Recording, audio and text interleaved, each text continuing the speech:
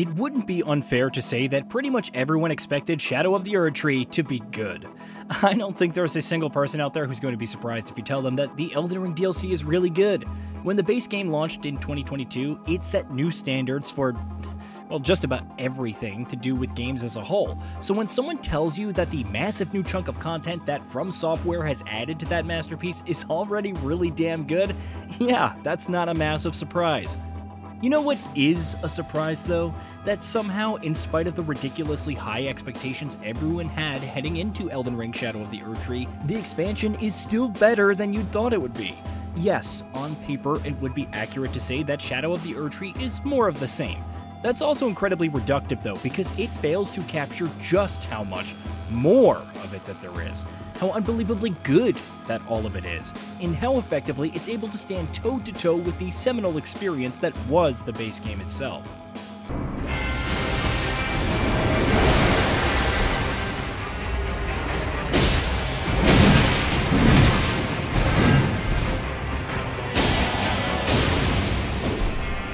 Shadow of the Erdtree is much larger than you think it is. It's roughly half as large as the base game itself, which is far larger than what FromSoftware said pre-launch it would be, which means even after pouring over 40 hours into the expansion, it can still have plenty of juice left in it to squeeze out. It's essentially Elden Ring 1.5, which means it's a far larger and meatier experience than most games that you're going to find. Of course, this being a FromSoftware joint, what makes Shadow of the Erdtree stand out is not just how much content it has on offer, but how good all of it is. The Land of Shadow, the new map that you explore in the expansion, isn't huge so much as it is dense, with FromSoftware choosing to focus on vertical and intricately layered design in the open world, rather than something that stretches out over large expanses. Mastermind Hidetaka Miyazaki said in the lead-up to the DLC's launch that From's goal during development was to blur the lines between open world and legacy dungeons in terms of how the two are designed, and Shadow of the Erdtree does that masterfully.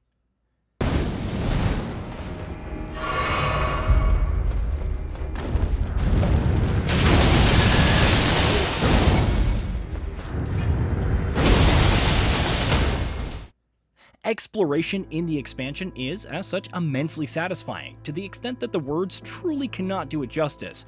There's a bevy of shortcuts, secrets, hidden branches, and what have you in every nook and cranny of the map, and you never know where a winding path might lead you. There's daunting and formidable dungeons to find, vastly varied biomes and locations to discover, secret areas to stumble upon, and so much more.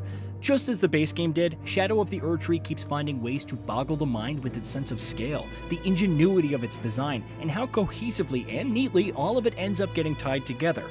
It's the sort of experience that you just can't find in anything not made by FromSoftware, with maybe a few rare exceptions. Something else that stands out with Shadow of the Erdtree is how well it manages to raise the stakes on the base game in every way imaginable. FromSoftware could have taken the easy way out and made the expansion geared towards mid-game builds, and no one would have batted an eye. But Shadow of the Erdtree is specifically built for high-level, late-game players, which means the vast majority of the challenges that the base game will throw at you are no longer going to faze you. What then could Shadow of the Erdtree possibly have up its sleeve to make you take pause, right?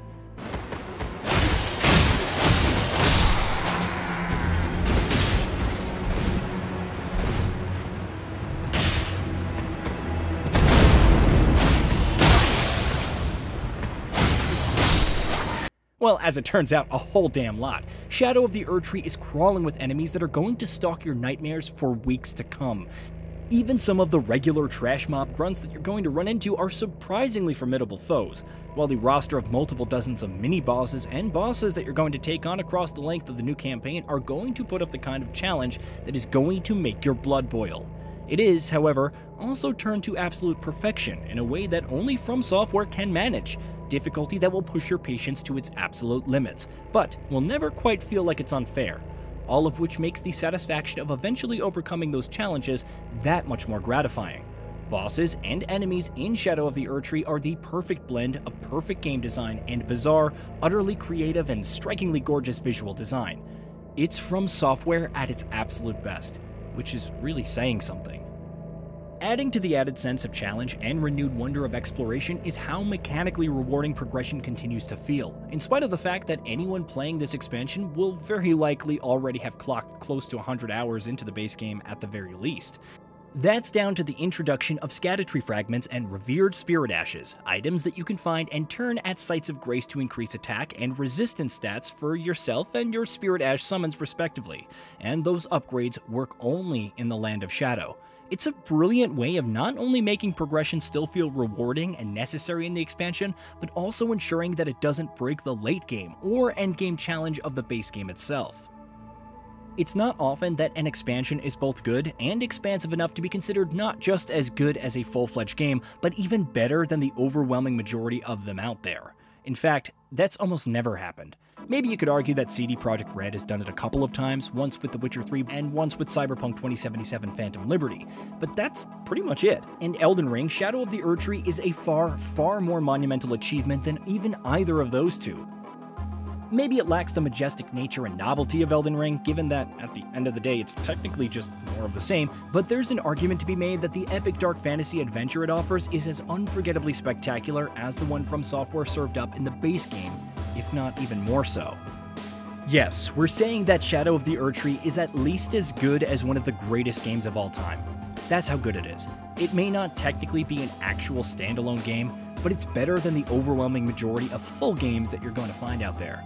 And no, that's not an indictment on the quality of any of these games. Shadow of the Erdtree is just that damn good. FromSoftware is a studio that has grown into the habit of setting new standards for the medium as a whole over the last decade and a half or so. And typically enough, that's what the studio has done with Shadows of the Erdtree again. Obviously, it's unreasonable to expect that every expansion for every game is going to be like this, and it shouldn't be. The point, however, is that we now know that expansions can be this unbelievably good. Not that long ago, even that thought would have been deemed unreasonable.